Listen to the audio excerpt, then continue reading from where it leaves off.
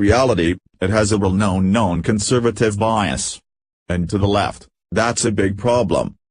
So, what's the solution? Call statistics racist.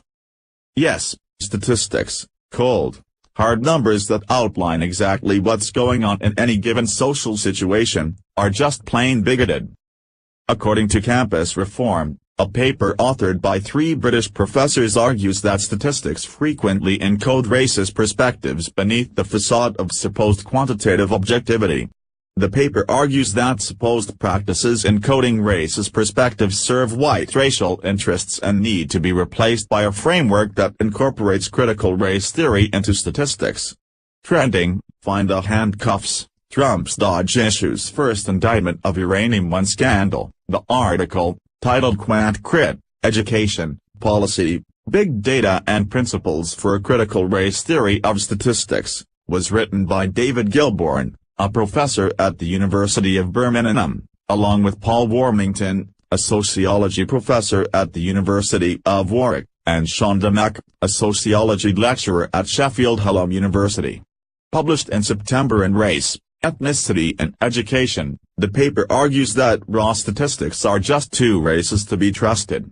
Contrary to popular belief, and the assertions of many quantitative researchers, numbers are neither objective nor colorblind, write Gilbourne and company. Their solution is something known as Quant Crit, a linguistic and intellectual portmanteau that fuses quantitative analysis and critical race theory.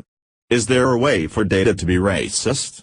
Yes, no. Completing this poll entitles you to the Western Journal News updates free of charge.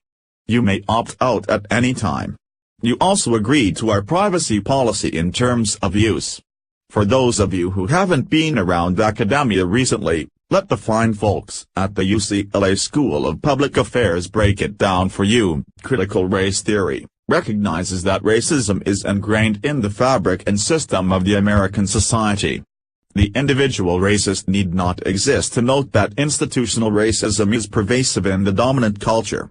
This is the analytical lens that CRT uses in examining existing power structures. CRT identifies that these power structures are based on white privilege and white supremacy, which perpetuates the marginalization of people of color. I'm not quite sure how straight-up quantitative statistics will be able to be reconciled with critical race theory, although I can wager a guess as to which aspect of the merger will predominate.